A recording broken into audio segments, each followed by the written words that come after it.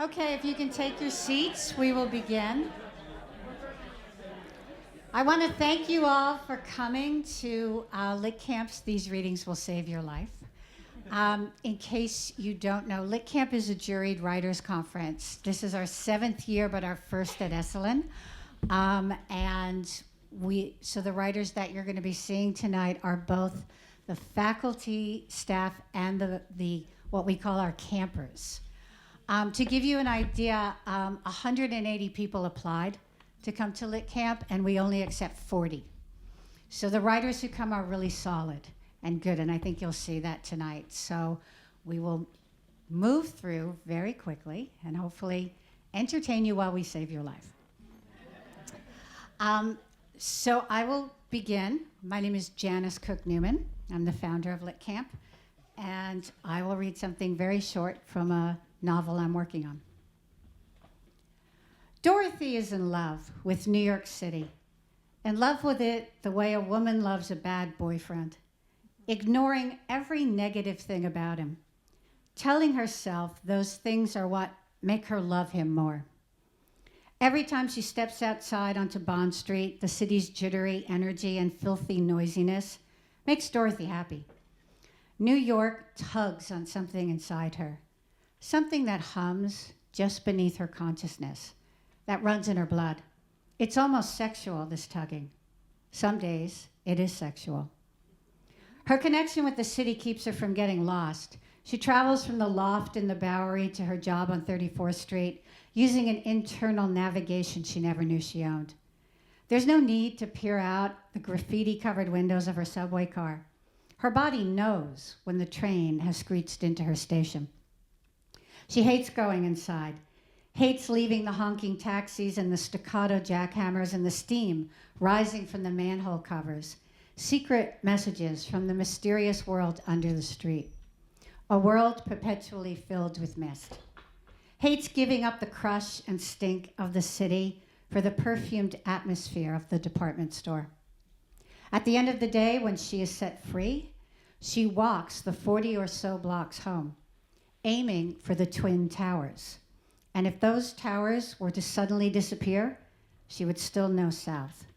The city is that much in her bones, every bit of it. The streets lined with uncollected garbage, the rats that scurry inches from her toes, the lunatics set loose from bankrupted asylums, men who shout obscenities in her face and walk away relieved as if they've discharged something. The construction workers who talk in loud voices about every part of her anatomy and what they'd like to do to it. So many construction workers, tearing open the streets as if attempting to stop a malignant and fast-moving disease the city has contracted. Even the pickpockets who lift her wallet and act so intimate she never knows it's happening are part of her.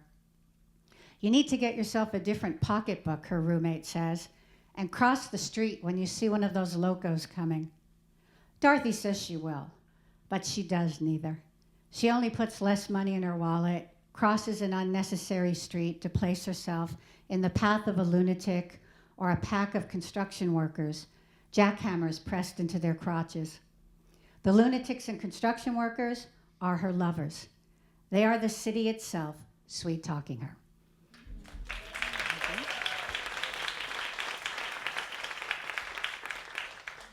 Next up, Lorraine Babb.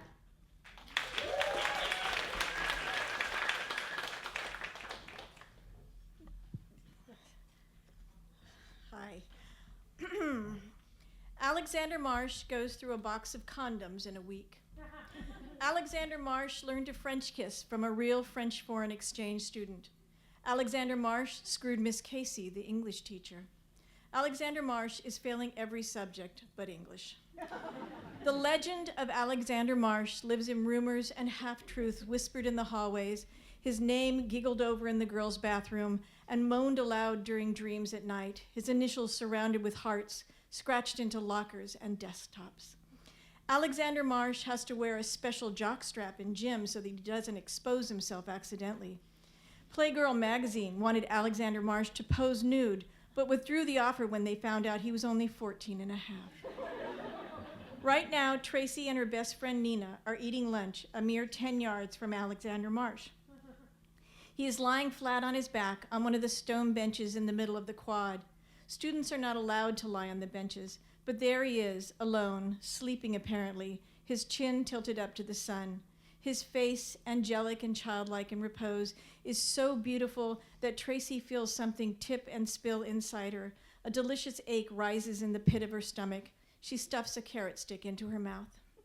Tracy usually only sees the back of Alexander Marsh's head. He sits one desk ahead of her in math class. Tracy has memorized the brown curls that hover over the neckline of his shirt. She has a love affair going with the wings of his shoulder blades. Once Mr. Wendt threw a whiteboard eraser at Alexander Marsh. The eraser ricocheted off Alexander's head and hit Tracy in the face, leaving a smear of black across the bridge of her nose. Everyone in class laughed, and Tracy laughed too, delirious. They were connected in that moment, Tracy and Alexander Marsh. Tracy wanted to save the eraser, but Mr. Wendt made her give it back. Tracy reaches into her lunch bag to fish out another carrot. Tracy would so fuck Alexander Marsh. He would be her first, her last, her forever. Tracy's virginity feels like the lead apron the dentist drapes over you during x-rays, gray, heavy, and oppressive. She wants to throw it off. She wants to hand it over to Alexander Marsh. Alone in her bedroom in the evenings after dinner, Tracy works on her algebra homework and thinks about Alexander Marsh. Solve for X. Tracy is X. 2 sibilant slashes to mark the spot. Alexander Marsh is Y, the tail drooping obscenely below the line on the paper. Her pencil scratches an inch against the surface of her notebook. If she could just let Alexander Marsh know she is available, receptive, that she's not some goody-goody like all the other girls in 8th grade. He's so filthy, Nina whispers with her mouthful of egg salad. I mean, like, dirty, you know? He's got grease or something all over his jeans. I don't see what the attraction is. Nina has a boyfriend of sorts, pudgy George Shipticky, a boy Tracy and Nina have both known since 3rd grade. The courtship is sketchy and fraught with misunderstandings due to George being oblivious that he's in a relationship. Nina spends her afternoons after school in the bleachers watching George, wedged into the embrace of his tuba, march up and down the football field at band practice. They kissed once. Nina confided to Tracy that it was nice, but his lips were chapped. Kissing Alexander Marsh would not be nice.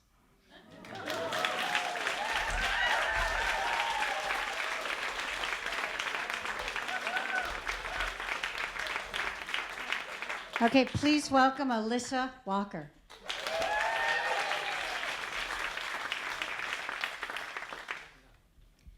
I'm chopping an onion in the kitchen when she says it. Mama, I just called my boots a shithead. The tussle of ripstop nylon rain pants and the squeak of rubber on small naked feet, the ones I loved to kiss when she was an infant, escalates and she exhales, a whale expelling air through a blowhole. This fucking boot, she says. I just ripped my goddamn sock right off when I was trying to pull it on. I think they're too fucking small. I bought the boots 6 years ago when her brother was a toddler and she was plump in my belly, making me sick and miserable. They were the quintessential kid rain boots, the kind I never had because I never had any at all. The best we did was a new pair of knockoff Keds, red or blue, the ones with the white rubber lip over the toes, usually from Kmart or Zayre's or one of those places. My family's budget did not recognize rain boot season.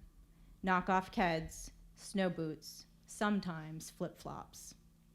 These boots were bright yellow with handles and reminded me of ducks and expensive catalog children, and I loved them immediately.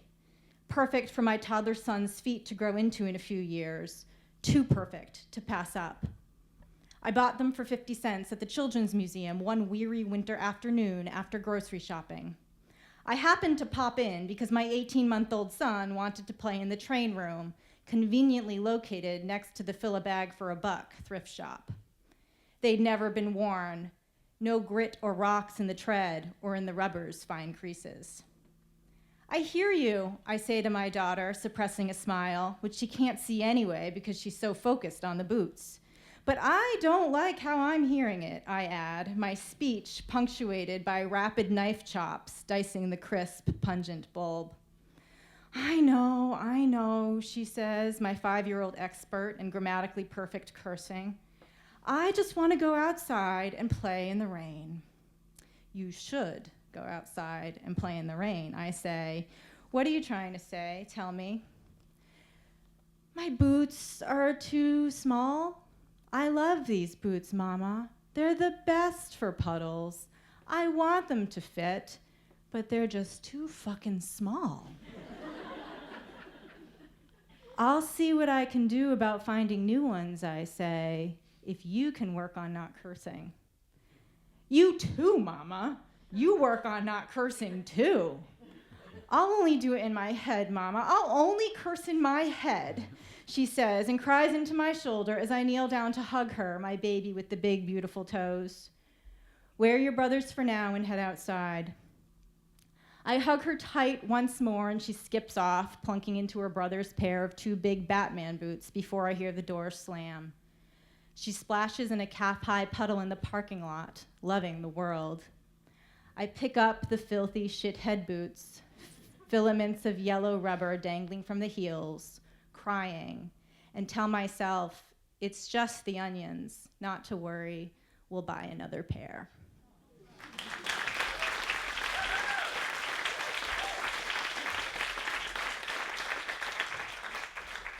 Next up, Caitlin Eichhorn.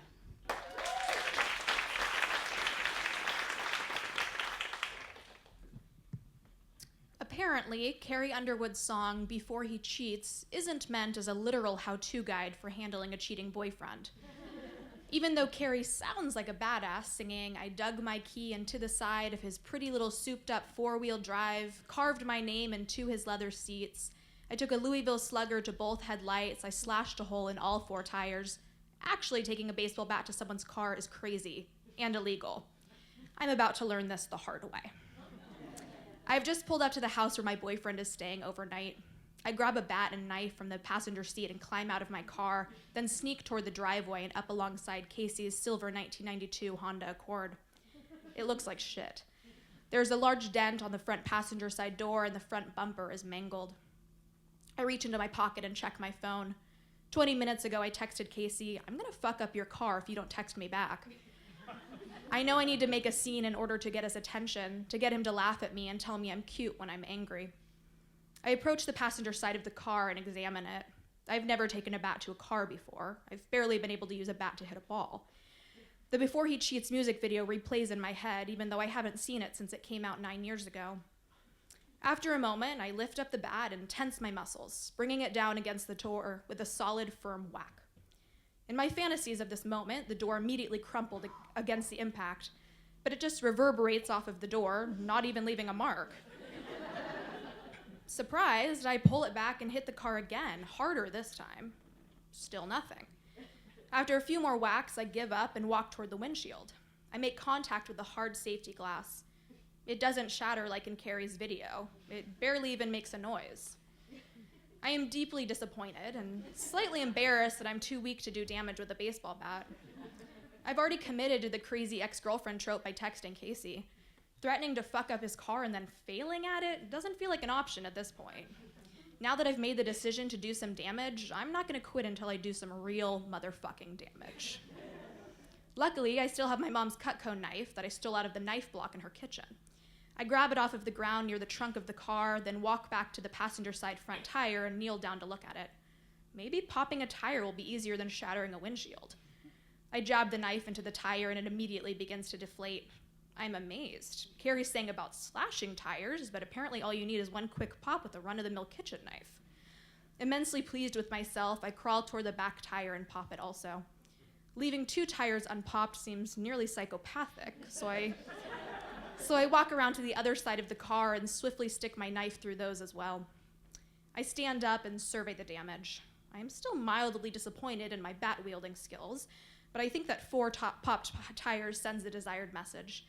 It is easier to replace tires than it is to repair the body of a car, which means that there won't be any lasting evidence of this mortifying night should Casey decide he wants to stay together.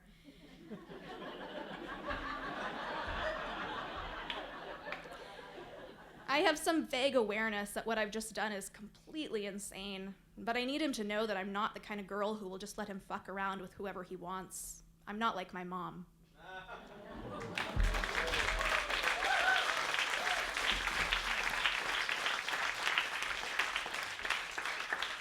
Please welcome Lee Kravitz.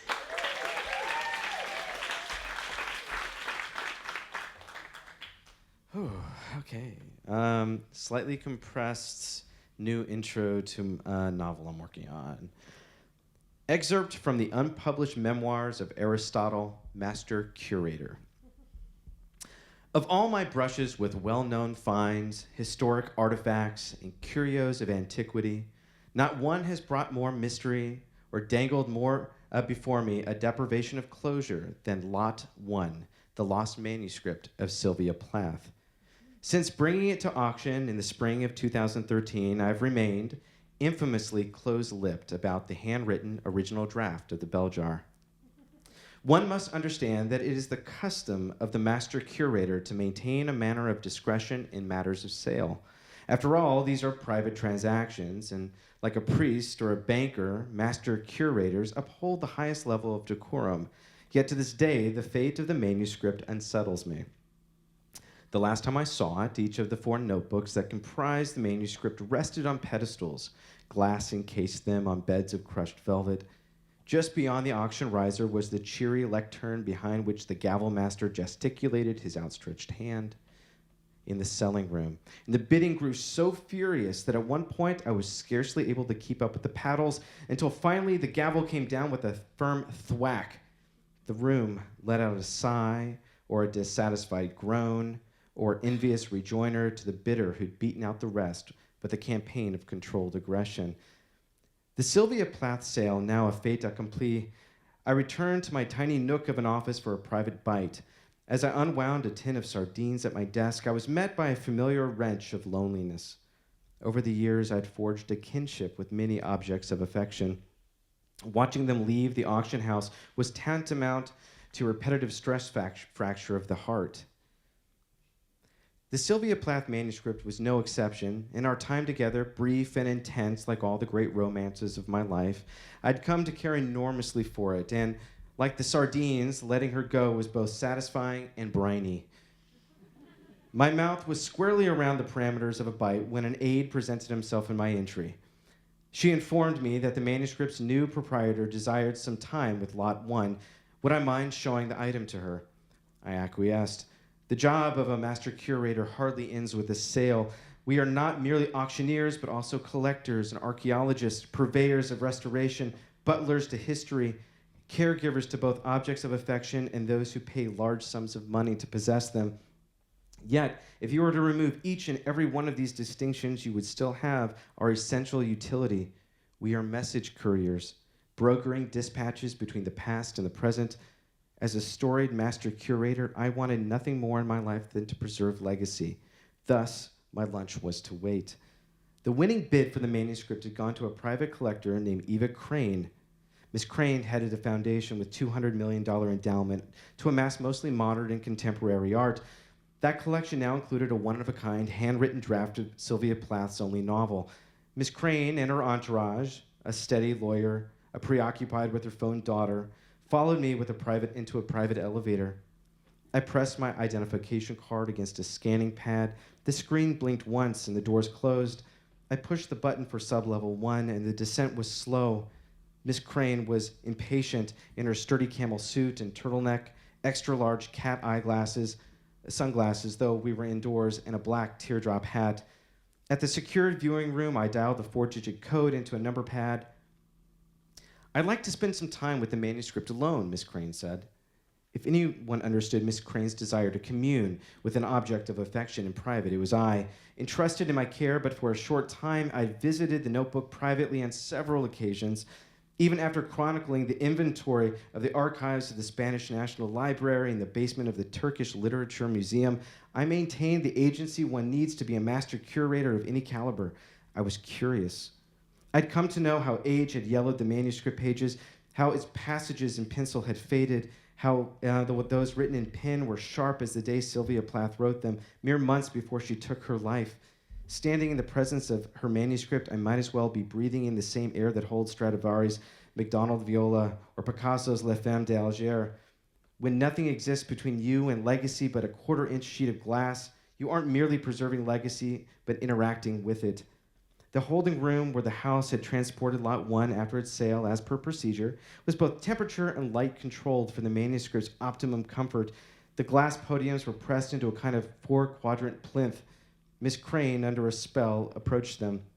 She slid her fingernails along the sides of one of its cases, but just as the tip of her nose touched the glass, her brow furrowed. She pulled down her sunglasses, and I noticed that something was terribly wrong. "These aren't my notebooks," she said. "Well, of course they are," I said. She jabbed a marmalade fingernail at the notebooks. "These are not the items I bid on." "I assure you," I started, but my voice trailed. Trying to maintain a visage of composure, for I did not want Miss Crane to panic, I crossed the room to a wall phone and dialed the Department of Appraisals, and 10 agonizing minutes later, an assistant handler arrived in the vault. With white cloth gloves, she removed one of the glass cases to inspect the notebooks. But by then, I had already become painfully aware of small differences in the pads before us. The edges were not yellowed, but white as teeth. Whereas the covers were once creased and scuffed, they now possessed a cloudy luster. As though I needed any other confirmation, the assistant handler turned to the first page, the second, the third, but each was blank. Not until the handler had urgently repeated her inspection with each notebook did the gravity of the situation fully land. Someone had replaced Lot 1 with decoys. Miss Crane demanded to know what we'd done with the real notebooks, as though I'd put them in someplace other than the vault for safekeeping. As one might gather, I am a firm man, educated and well-mannered, and yes, even a bit fragile. Never before, though, had I felt such panic rising in my throat. Miss Crane read me, her color drained, her knees buckled. When she hit the ground, her head thwacked the polished concrete. EMT crews were to arrive for Miss Crane. The NYPD and agents from the FBI art crime team were to turn the auction house into a command center, as though we were dealing with a kidnapping or a hostage situation and not a theft. Call it whatever you want, I thought. A napkin doodle by Picasso was still a Picasso. The manuscript was gone. Thank you.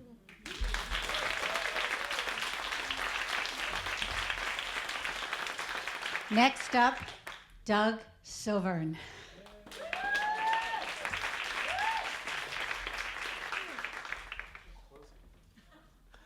Okay, morning rush. It definitely wasn't what I expected when I ditched my Civic to save the gas money. You start hitching a ride every morning in the casual carpool until the daily drone of NPR and the mild nausea you get from trying to check your email in the back of some stranger's ratty Prius convince you there's got to be a better way. So you start riding BART, $7 round trip. A little steep, but at least you know what time you'll get there. The same faces every morning, nodding hello from behind their smartphones and iPads. A quick smile of faint recognition. You jockey for a seat or hang on to a pole. The lady driving the train announces the stations and wishes everyone a terse good morning, in between scolding slowpokes for blocking the doors or loitering on the platform. And then one morning, you miss your usual train, the 8:15 to the city. Doors slam shut in your face. Son of a bitch, you mutter. Motherfucker. The thing whirs off towards San Francisco, its downtown towers gleaming in the morning light like the distant spires of Oz. The electronic signs say you've got to wait 10 minutes for the next train. But then here comes an 8:20. You check the app on your iPhone. There is no 8:20. The message board shouts "not in service" in bright red letters, but the train stops. The doors glide open. The car's half full already. What the hell, you figure? The sign must be wrong. You might just make it to work on time after all. You don't know the 8:20 crowd. Your people are the 8:15 riders. Nobody looks familiar. They look up from their e-books and their androids with sly smiles, like they know something you don't. Doors closing, purrs the train operator. There's a smile in her voice, a sense of anticipation. The train jerks around a bend as you stumble to a seat. Suddenly, the lights go out. The car fills with a dim red glow. A Donna Summer song blares from the PA system.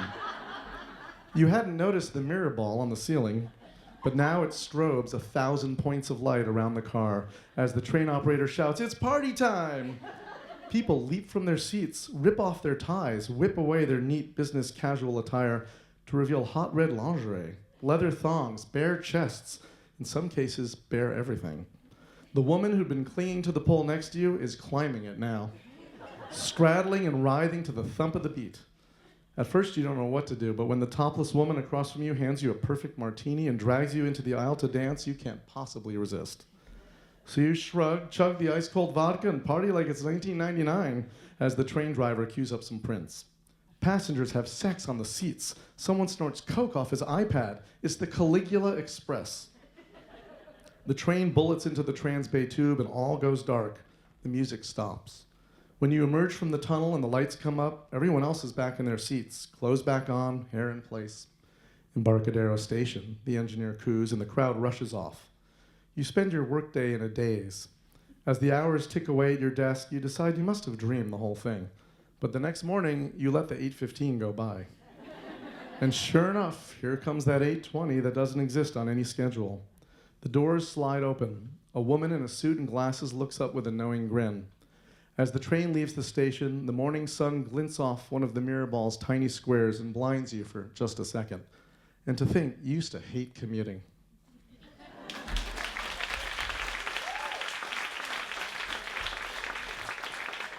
Next up, Harriet Garfinkel.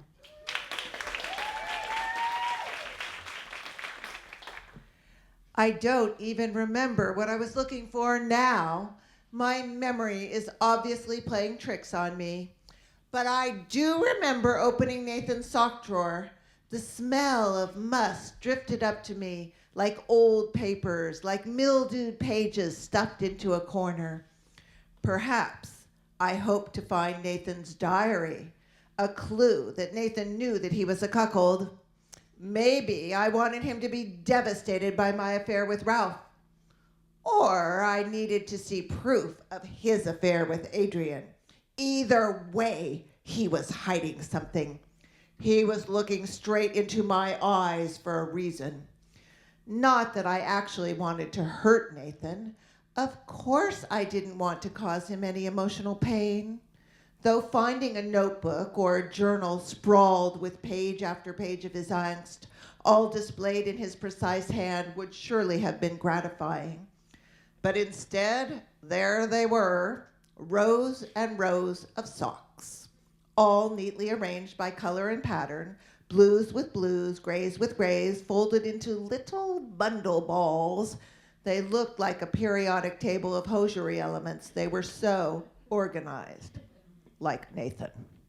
I ran my fingers lightly over the well-tended spheroids, and then there he was, the token I had been looking for, writ in metal and ebony, smiling at me from behind the blue argyles. There he was, a harbinger, shiny and new, with a short, cute nose, calling out to me. He knew I was coming. He had been dodging Nathan, hiding amidst the socks, evading view, until I came to rescue him. As soon as I touched him, he ignited, burned. He had been so lonely waiting there for me for God knows how long.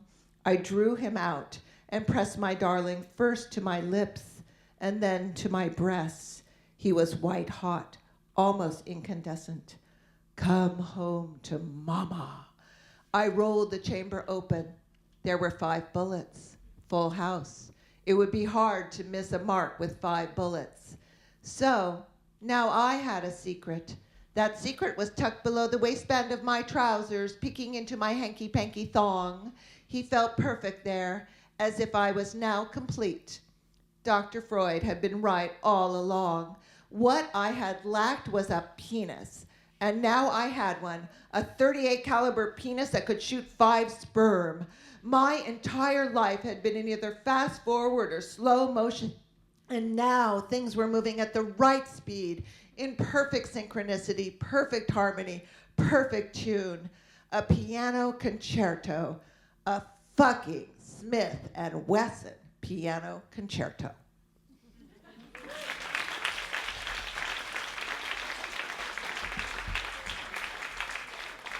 Next up, Margaret Hayards.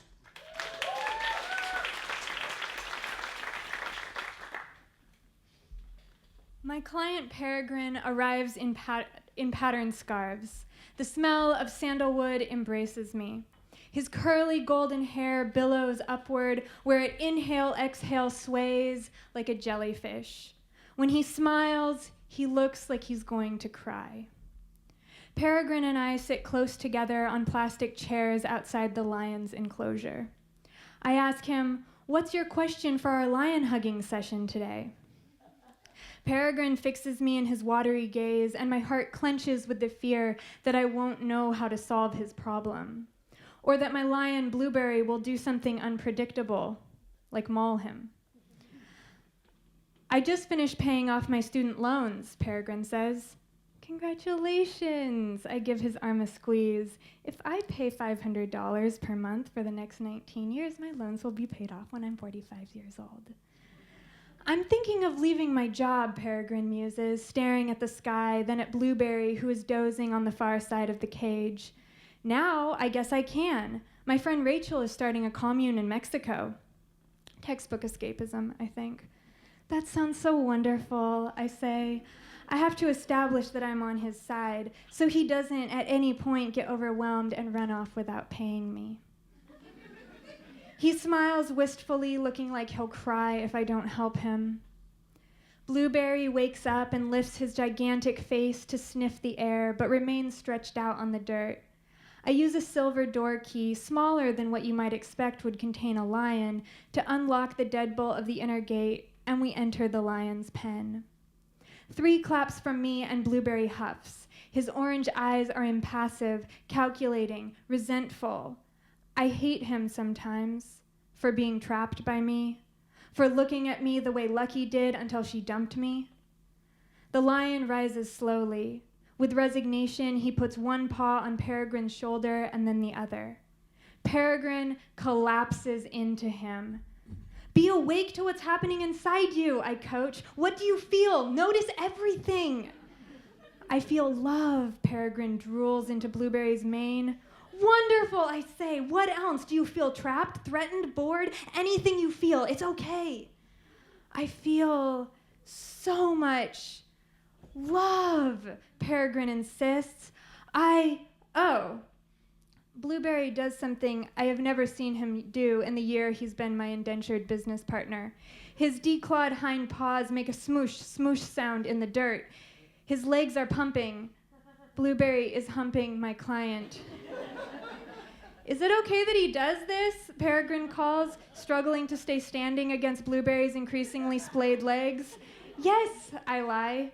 "Rent is due next week."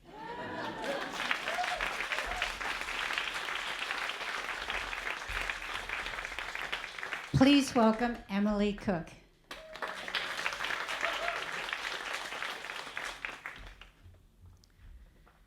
The city's Mission District is its Riviera, its Gold Coast, its sun-drenched, burrito-filled hipster oasis, its vintage jewel encrusted with a patina of just enough crud to give it authenticity and character.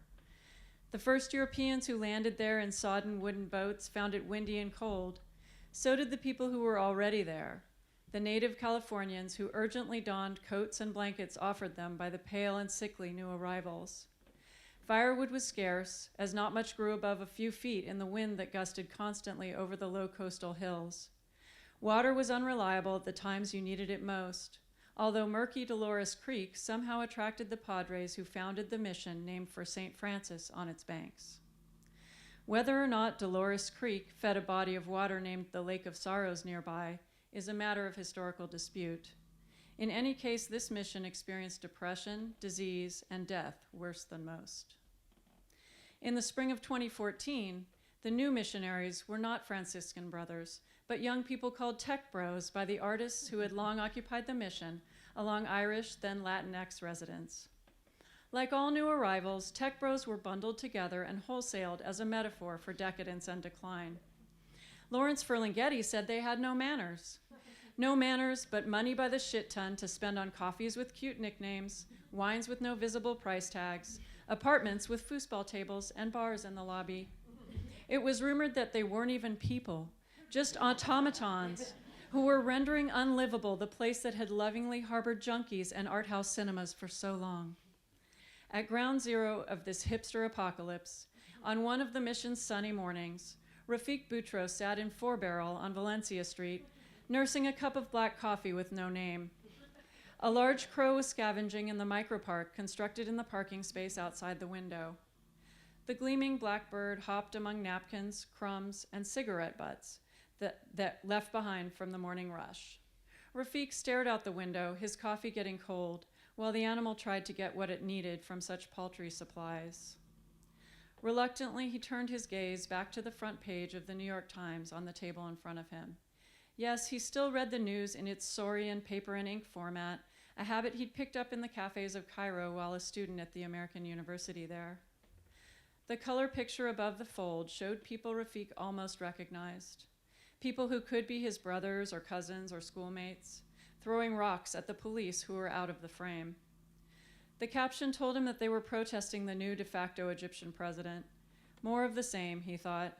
He had tried so damn hard to get away from all that. Wherever he went, home followed. His eyes scrolled down the column of type to read the name of a church that had been firebombed on his street in Cairo.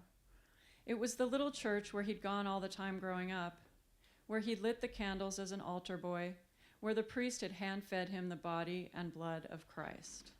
The church where he had first realized at the age of 13 that he no longer believed in God, or at least in any God with what we would call intention, nothing that had purposely set the wheel of the world in motion, contemplating countries and dynasties and the great monuments that seemed to last forever but were gone in the blink of an eye.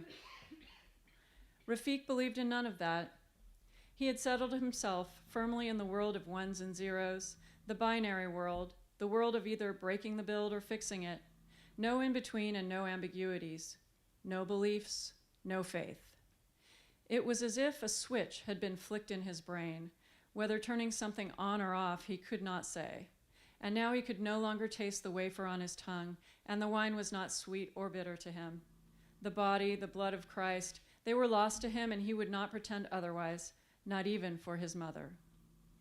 Now that church, the place of the unraveling of his soul, had been burnt to the ground by people bent on one small idea of God trumping another small idea. All it took was some asshole with a gun and a grudge to give the word.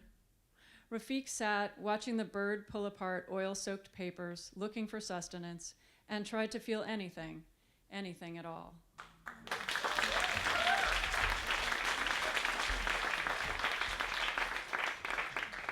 Next up is Hurley Winkler.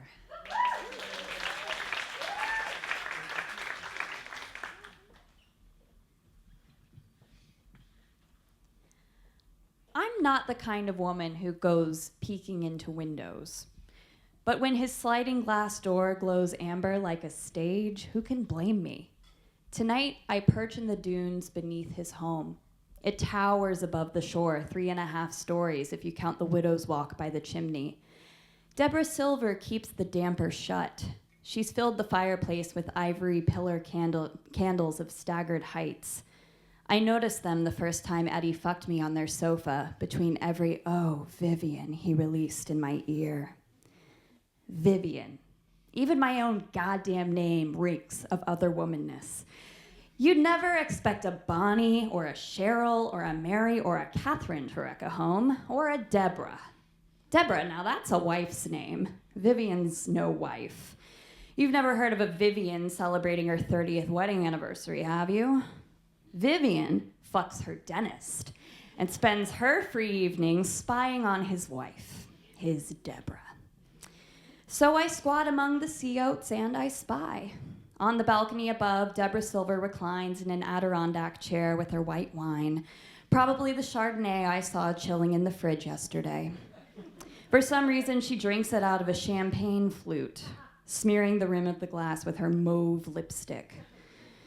Their dog, Beauregard, bolts for the railing. He probably smells me, the nice lady who comes over twice a week to scratch behind his ears and sprawl naked on his couch. He barks as loud as he can, which isn't very loud at all, more of a wheezing whisper. As Deborah Silver's failure of a show dog, Beauregard is the remnants of an abandoned hobby.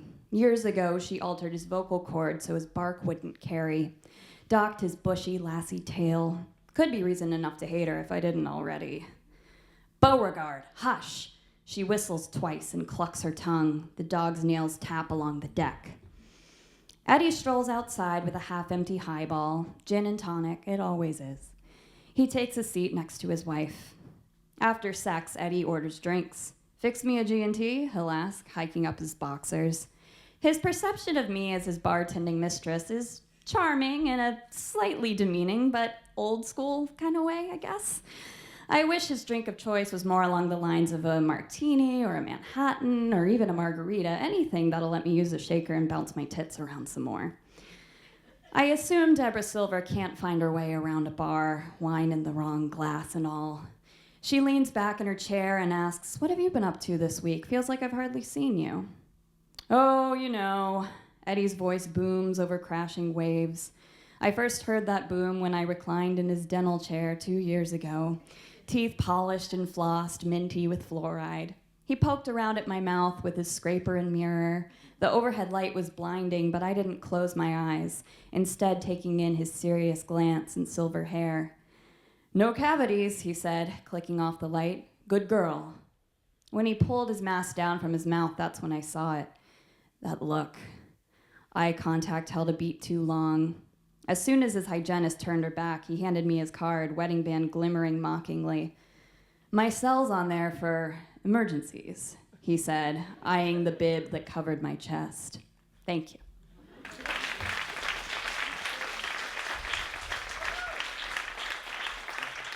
Please welcome Kara Werner.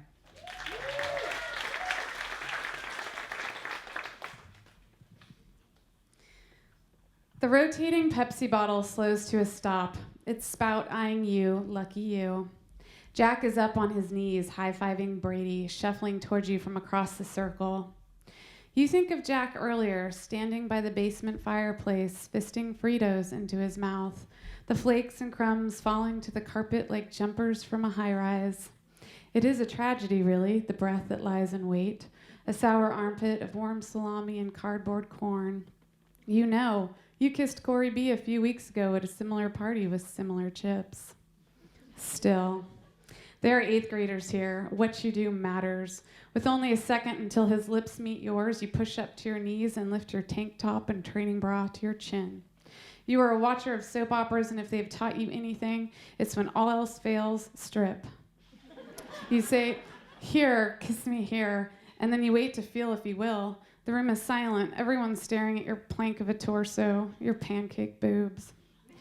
Jack leans down and kisses the left one, a peck befitting his grandma's cheek, and then it's over. You drop your shirt and sit back in your spot, though you have to ask for the bottle because everyone is still staring. They wait until the next day to call you a slut. You want to plead your case about Frito breath, but it's too late. You read about yourself on bathroom walls and lose most of your friends. In high school, word follows, and word is you'll fillet anyone for a pack of cigarettes. Once a week, some guy flashes his pack at you while his friends laugh into each other's shoulders. You are a rite of passage. You are most definitely the sluttiest flat-chested girl ever to sleep with 1.5 people before graduation. In college, you reclaim your dignity through a series of Frito-based sculptures and performance art pieces you post on YouTube. Pieces that eventually make their way to the Frito-Lay marketing team. They fly to Los Angeles for test shots they tell you capture your je ne sais quoi, and you accept the offer to be their new spokeswoman. They put you in a push-up bra and you become famous, but only in the "aren't you the lady who" kind of way. At 28, you were replaced by an animated Frito-loving Buddha, but by then you are rich and ready to move on. A week into your unemployment, you receive a Facebook invitation to your high school reunion. Jack, that eager-mouthed boob pecker, will be there with his wife, who, according to his profile, he met at dental school. He has 2 kids and a golden retriever that looks just like him. You imagine making an entrance in a designer dress, working the room with poise and a dainty laugh, everyone saying, "We were wrong about her, and she's the girl in those chip commercials." But instead, you'll be on a tropical island, sipping the water of a cold coconut, having sex with new and tan people, and finally allowing yourself to earn your reputation. You'll think of Jack in passing, and only then to wonder if he brushes and flosses according to his own advice, if he is anything like people think him to be. Thank you.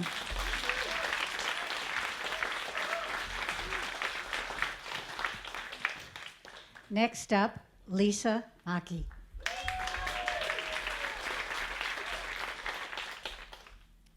There's nothing like choosing a sperm donor to reveal just how shallow you are.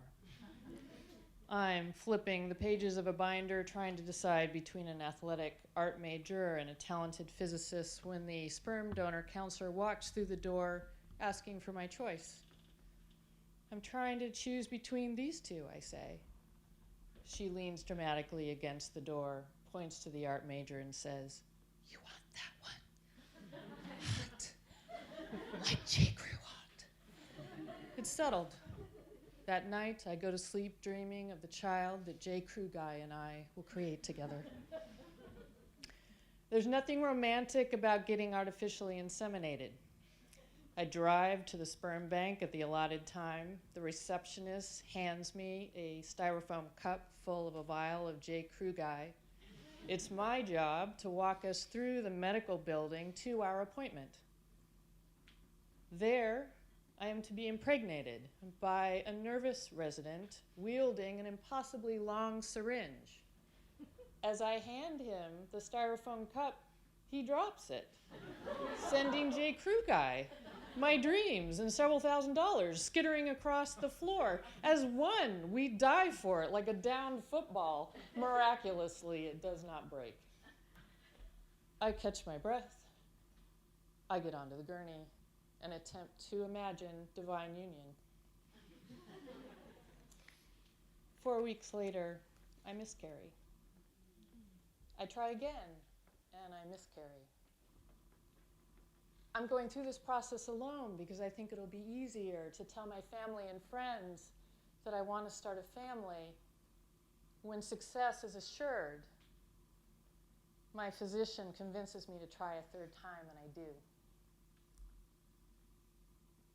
I'm standing at the kitchen window, looking at the sunset, when I feel the warm rush of blood. Pain follows as I slide slowly to the cool tile floor. Grief pins me there. Next, shame.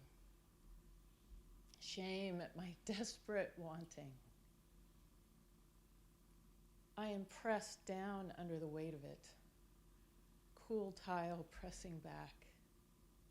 It is only then that I sense it, somewhere deep beneath the pain and the shame. Rising, calm, and sure, it's relief. And it is only then that I know, as the tears finally start to fall, that I will not try again.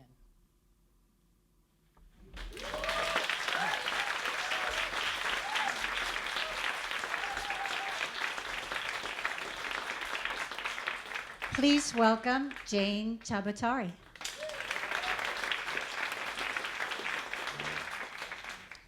Have to have a moment to get over that last one. That was really very beautiful. Thank you. I'm going to read a story called Brooklyn After the Fall. Can you hear me? Okay. It was commissioned for Independent Bookstore Day. They had a flash anthology and asked Amy Bloom and A.M. Holmes and Edgar Carrot and several others of us to write a flash story that included a bookstore. So that was the goal. Brooklyn After the Fall. The first driver. The changes that came overnight were toxic to my system. The new leader made me feel I was being poisoned. Being near his tower made me faint. Time to go back to Brooklyn. Going back to the place I was born, I believed I would be safe. I would be with my own. The first driver was from the Congo. He picked me up to take me over the Brooklyn Bridge the first day of the new regime. I was shell-shocked, in a state of disbelief and terror. The driver made no bones about his antipathy toward the new leader. What will he do? I asked. Ah, the driver said. He mentioned the long-ago dictator of his homeland, the billions he had stashed in a Swiss bank account, the jewels, the airplanes, the trips abroad on the Concorde, the glorious costumes as he robed himself like royalty. "Buck up," he said as he dropped me off at the furnished room I had sublet. "At least we don't live in the Congo." The second driver was taking me to my doctor a week later for a checkup. If my levels continued to rise, I would be a goner. He told me his family was from Yemen. That's where the servant class for Saudi Arabia came from, he said. His father immigrated 40 years ago. The driver was born here in Brooklyn, and only recently had he been forced out of the rent-controlled apartment in Park Slope where he grew up. Now he lived in Sunset Park. "My father was a farmer back in Yemen," he said. "Eggplant, tomatoes, greens, what you call all the veggies. Do you know what he did when he had a huge crop?" "What?" "He filled his truck with half the harvest, drove into the city, and gave them away." The driver pulled over to my stop. Why not share the abundance? That's how he thought. Chipotle brisket. Up the protein, lowered the stress, my doctor said. What went into my body and into my mind would become crucial for my survival, she said. I'm one of those susceptible to insomnia, panic, night terrors because of my impaired blinders and my heightened imagination, likely a result of an heirloom gene, a flaw dating back to my Celtic ancestors. After years without eating meat, not exactly a vegan but close, she told me I had to eat red meat to help me tolerate the stress, plus beets and wheatgrass juice to bolster my immunity. A Mexican burger place in Lefferts Garden became my go-to spot. Beet catsup and chipotle brisket piled on a handmade corn tortilla. Eat there, take out some to spread over the weekend. The health food store on 7th Avenue, in a place since the 70s, had wheatgrass juice at $2 a shot. The first day, they didn't have enough for a full shot. "Then I'll buy half," I said desperately, peeling off a $1 bill. I wanted to survive this time of imbalance. I wanted to believe it could not last. Surely there would be pushback. The new leader could not overwhelm all the laws and legislatures in the land. California was threatening to secede. Something about that helped me move forward. But to do what? My planning mind was frozen, so I played with scale. If I watched on Twitter on my iPhone, I could reduce the size of the new leader to an inch. Beyond that, I was in panic mode, blood pressure spiking. Hungry ghost. I was walking down Flatbush in a bitter wind. The sidewalk to my right was interrupted. The basement level storage next to the Hungry Ghost open, that set of doors to the underworld wide open. Oops! A guy rushing past almost nicked me into that chasm. Turned back fast. "Shit, I didn't see you." He stood a minute, looking at me, worried, thinking about what almost happened. He could see my body falling down into darkness. I could tell from his eyes. "All good," I said. Group hug. We grabbed each other and a third guy on the sidewalk, and there was a moment of peace and humility and connection, Brooklyn style. Then off he rushed. The Great Library of Alexandria. "In New York, it's all about the money," the driver told me on the way to Greenlight Books. "If you have money, no problem in New York. If you don't have money, nothing comes easy." I nodded, comfortable. The tone of his conversation was like a lullaby. Then he surprised me. "You're spending the evening in a bookstore?" he asked, looking at me in the rearview mirror. I nodded. "In Alexandria, it's different," he said. "The history. Once we had the oldest library in the world, 3 million, maybe 3.5 million books, all open to all the people, even the strangers." He made me think. Millions of books in one location at Greenlight. It was more like, what, thousands? And the place is full of passion and conversation? "I love Alexandria," he continued. "The life, the people. You see the water from every place. You just go north and south, the water within view. Not Cairo, too much people. So here, see, I have a video. Waterfront everywhere." We parked outside the entrance of Greenlight in the center of thriving Fort Greene, and he showed me photographs on his iPhone from his visit that summer. Glittering sunlight. I could imagine the millions of books from centuries ago, gone. How far away Alexandria seemed. How far he had come. He showed me the video he had taken walking through Alexandria and a digital image of a painting of the great library of Alexandria burning. "Some say it was destroyed by fire," he said. "It could have been budget cuts. Julius Caesar, the emperor from Rome, cut the money to the scholars." I could see my friends gathering inside, some on the stage to read from books they had written, some in folding chairs to listen. I stayed in the car a while longer, watching his videos, hearing his stories about that great library with millions of books. free for any scholar in the world, and how the Roman emperor brought it down.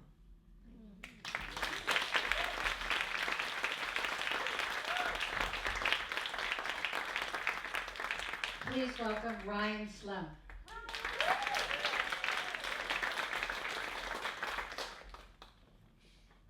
Thank you for coming.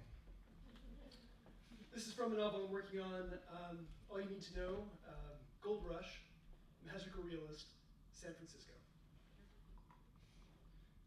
People had already begun to talk about Itzhak. They called him the boy who couldn't be hurt. Itzhak's mother insisted he hide the deformity of his chitinous chest, his plated back, his fat nub of a tail. Bad for business, she said. People mistook his sleepy smile for cunning. He had grown tall on the slow wagon trail west. It was thought perhaps his balance had not yet arrived. He was the clumsiest young man anyone could remember having met. He fell out of windows. He fell from boats. He fell off the pier 4 times. He slipped on oil, fish guts, wet wood. Local shopkeepers feeling sour from poor day would linger by the front of their tents and place bets on Itzhak's next calamity. His mother's cut from the week's profits were late. Their business partner was a ship captain who spent a fortune buying drinks for the oyster girls in Portsmouth Square. Itzhak took a torch. People and horses broke their legs in the downtown muck every day. He picked his way around barrel stays, broken wheels, damaged crates, bones. Soon he could see the lights of the old Mexican plaza ahead. He searched slowly for the captain among the many thousands of young men who had arrived earlier this year, equipped with a small knowledge of mining. They traded on guile and bluster and the urgent lure of the impossible. Finally, at the El Dorado, oldest of the gambling houses, he rested to hear the tinny counterwall of their famous orchestrion. A ruddy, red-shirted miner nearby wagered 3 months of work, a raw lump of gold worth perhaps 5,000. He placed it on red. The roulette wheel spun, the balls skipped into red and black and red, and inevitably sucked still at black. The miner tore open his shirt. Strapped to his chest were a half-dozen smaller pouches of gold dust. Again he shouted, and a roar tore through the room. As the crowd cleared, Itzhak found the captain. Thief, a wild man cried from behind the faro table. Cheat! The words were very common in town, and many men turned expecting punishment. Itzhak stood still. He watched the captain's grand mustache ripple and curl with the rhythm of his sleep. Majestic. He had the perverse impulse to set it free. A hand roughed Itzhak's shoulder. A pistol was aimed not 3 feet from his chest. The sailor with the gun was so drunk that he seemed to be leaning forward as if climbing a great hill. The pistol was perfectly level. I do not know you, said Itzhak. You sold me these fucking boots last month, said the sailor. Itzhak looked down, and the crowd that had gathered looked down. The captain snored on. The boots had lost their soles, their stitching, and one was missing the entire front third. Someone laughed. The sailor fired. Itzhak expected that a bullet would hurt, but in fact he felt a hum bend around him like bees. He slipped on something slick, stayed entirely upright, for once completely and spectacularly upright. Someone shouted, "The captain is dead." Itzhak knew to leave without the money.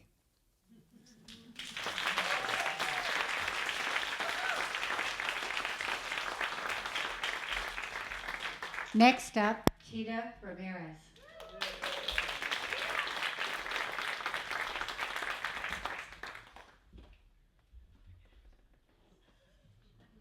Testing. Are we good? Closer? Oh, no. Okay. Yes, closer? Okay. Sorry about the laptop. This is a little excerpt from my novel. When I get home, Robert's in the spare room with the iguanas. There are 20 of them, about as big as my hand, in tanks all over the floor. He bought them from Flaco's brother the week after I moved in. When I asked him what he was doing with 20 iguanas, he said, "It's a great investment. I'll make at least $500. He's supposed to sell them to this guy Laz that he knows from the track, but Laz is in Santo Domingo right now, and he isn't answering his texts. Meanwhile, we have to keep them alive, which means feeding and watering and spraying them every day. Robert has the biggest one out of its tank, and he's playing with it. Watch this, he says, and then shows me how he can get it to walk from his hand up to the inside of his elbow. Cool, right? Cool. I'm calling him the Hulk. Don't name them. Why not? They're not our pets. I know. He makes little noises with his tongue, trying to get the Hulk to walk up his arm to his shoulder. Have you sprayed them yet? I ask. No, I just got in here. How's your mom? Good. Her white blood cell count is a little high, so they're keeping an eye on that. Are they talking about when she might go home? Not yet. She's still pretty weak. I get the spray bottle off the windowsill and walk around spritzing each iguana. What about the crazy talk? He asks. He knows about how she woke up from the surgery saying weird shit. He doesn't know that tonight she said more. Something about my father threatening to divorce her years ago. I can't tell him this. I don't know why. Even though he's my boyfriend and I'm 6 months pregnant and we're supposed to be getting married. He puts the Hulk back in his tank and starts tearing pieces of a head of lettuce he's brought in. We talk about Laz, about the fact that he should have been home by now. I'll text him again tomorrow, he says. We haven't talked about what we're going to do if Laz never responds. I can't even think about it. I get done with the spritzing and help him with the lettuce leaves. Then we refill the water bowls. Before we leave, he goes back to the Hulk's cage and runs a finger down his back. See you tomorrow, buddy, he says to him, and it hits me. He might sell all the others, but he won't sell the Hulk. So we'll have a newborn in this room, assuming Laz ever calls, assuming we can ever get the smell out, and the Hulk in our room, or maybe, if I'm lucky, in the living room. I close my eyes for a second, shake my head. You okay, he asks. Yeah, just, tired. He comes up behind me, puts his arms around me, his hands on my belly. I know what you need. He's joking, but he's also pressing himself against me. Yeah, no, I say. He starts kissing my neck. You're in the second trimester. Isn't this supposed to be when you're into it? I feel like screaming, like running away. It's the same feeling I got when I told him I was pregnant and he said, oh shit, but then couldn't stop himself from smiling. I move away from him.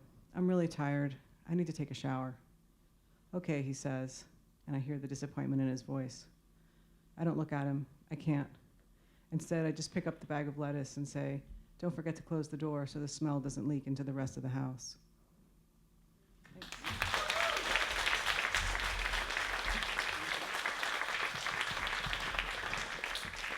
Please welcome R.O. Kwan.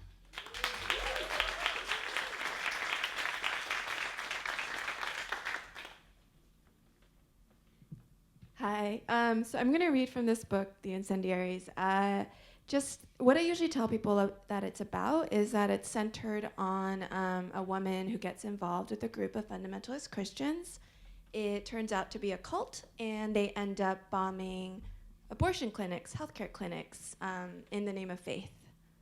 I worked on this book for 10 years, so for 10 years I delivered that line a lot, and I used to, like at parties and dinner parties and whatnot, and I used to smile hugely when I said it because I think I was just trying to convey to people I just met that I wasn't that weird. And then a friend did me the great kindness at some point of just saying, like, Reese, it's so much weirder that you smile. You really need to deliver that with a straight face.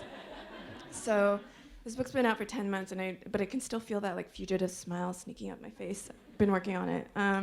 So yeah, I'll just read from the first chapter. It's very short, and it's told from the point of view of Will, who falls in love with Phoebe, who is a woman who gets involved with the cult. One Will.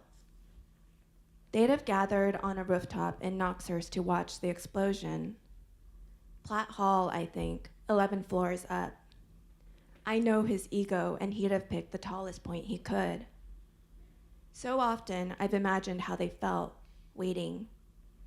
With 6 minutes left, the slant light of dusk reddened the high old spires of the college, the level gables of its surrounding town.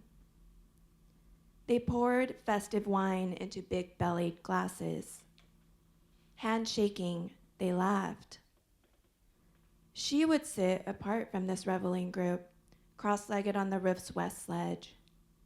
3 minutes to go. 2, When? The Phipps building fell. Smoke plumed the breath of God. Silence followed, then the group's shouts of triumph. Wine glasses clashed together, flashing martial light. He sang the first bars of a Cheja psalm. Others soon joined in. Carolyn bells chimed, distant birds blowing white, strewn like dandelion tufts, an outsized wish. It must have been then that John Leal came to her side. In his bare feet, he closed his arm around her shoulders. She flinched, looking up at him. I can imagine how he'd have tightened his hold, telling her she'd done well, though before long it would be time to act again, to do a little more. But this is where I start having trouble, Phoebe. Buildings fell. People died. You once told me I hadn't even tried to understand. So here I am, trying. Thank you.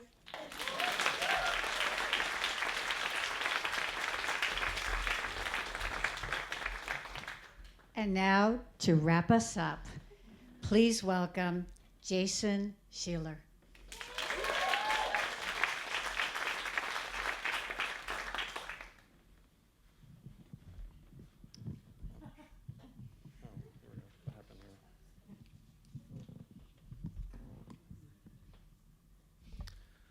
A boy becomes a mannequin. When I was 15 years old, I got my first job. It lasted 61 days in 1990. The interview lasted 7 seconds. Are you able to stand still for long periods of time? The heavily jeweled, bleach blonde pompadoured man in a yellow mohair sweater asked me. He looked like a middle-aged cockatiel with an impressive Rolex collection. I am. The following Saturday at a mall in Little Rock, Arkansas, my interviewer screamed at me through a storefront window, "Would a man mannequin have his hands like that?" It was my first day on the job, and Tony, who served as the director of the Park Plaza Mall Trendsetters modeling troupe, stood outside Gadzooks. His pencil-thin eyebrows were angry accent aigus, angled between a waterfall of bangs and blue eyes with a hint of mascara. A freshly Carmexed mouth curled into a gobsmacked snarl. He carried a bottle of Evian under his arm like a clutch. "He's talking to you," Ty Whisper screamed at me. He was a curiously angry, arrogant 8th grader, tonally regularly described as if Luke Perry and Andrew Shue had a baby. I blinked furiously beneath a fuzzy bucket hat. When we had taken our spots a few minutes before, seemingly dressed as 2/3 of a Pentecostal rap group, Ty chose an intermediate level pose taken straight off the laminated pages of Tony's pose book, The Brawny Paper Towel Man. I, however, had gone rogue. My right arm was stretched out as if hailing a cab. My left hand was very Susanna Hoffs and walked like an Egyptian. At the last minute, I added a, "Oh, hello there," surprise face I'd seen Cindy Crawford do in a Revlon commercial. Tony was going to fire me. It happens sooner or later to every trendsetter, I had been told, and they said it happens just like on Melrose Place. "Fuck 'em before they fuck you," Tony liked to say. During the week, he worked as a pageant coach. He was rumored to have made Vanessa Williams cry backstage in Atlantic City. He had Bella Caroli's expectations and Blanche Devereaux's haircut. "Jason, get out here," he mouthed through the glass. I shoveled my 2 big vans out to the hallway. He smelled like funnel cake and Calvin Klein Obsession. "Do you want to be here?" Tony demanded, speaking to his clear-coated nails. "I do, Tony," I pleaded. "More than anything? Because that's what it takes to work in fashion," he said, revealing an indiscriminate use of air quotes. I would later witness him ask for more ice at Orange Julius. "Yes, I do. I'm going to be brutally honest here." He sighed as he set his Evian down and fiddled with his diamond tennis bracelet. "You need to, butch it up. You're modeling. Modeling. I suggest you subscribe to Vogue." He stepped forward and nailed a runway-perfect spin turn on the ball of his tasseled loafer and marched into Spencer's Gifts. I took his Evian bottle home and filled it up over and over again until it finally mildewed that Christmas. I'd never seen Vogue, or any magazine. The Baptist church in my hometown had them all removed from the Walmart on the county line. The only publications we got at home in Arkadelphia, an hour down the interstate from Little Rock, were the National Enquirers my grandmother sent, and Norman Vincent Peale's exclamation point-laden power of positive thinking newsletters. Tony read a lot of magazines, Vogue and GQ, Details, Harper's Bazaar, and Vanity Fair. I knew that because he left his car unlocked in the parking lot. Tony became my unwitting magic 8-ball during that fall semester of 10th grade. When he wasn't raging with histrionics, he was bursting with tales of things that could only happen outside Arkansas. Sushi and valet parking and Benetton and tiny little bottles of vodka. After every freeze modeling assignment, I would run after him begging for feedback. The notes would come shattering over his shoulder. Stop smiling. Easy on the highlights. Watch Elsa clench. On fashion show days, Tony wore a boxy double-breasted suit the color of a Thanksgiving gourd with a label I couldn't pronounce. He taught me the use of fashion as not just armor with depreciating value, but as an impenetrable, invisible deflector shield for the wearer.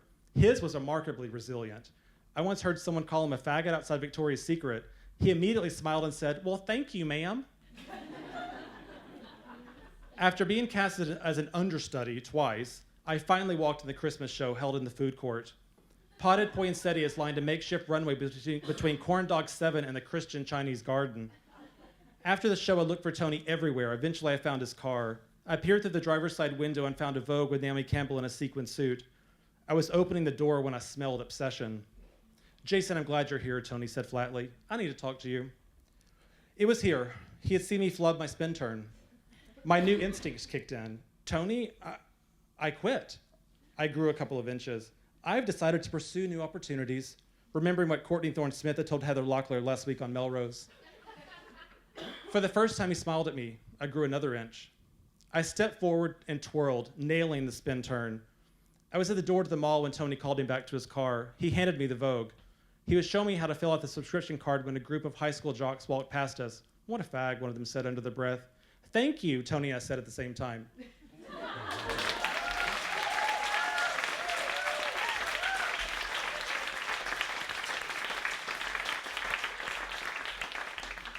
I just want to say let's give another round of applause to these amazing writers.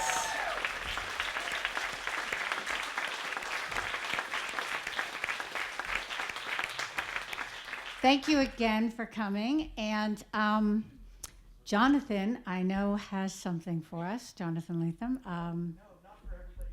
Just a little game, yeah. No. I'm still mystified, but you guys are dismissed unless you want to see what he's going to do. And thank you so much.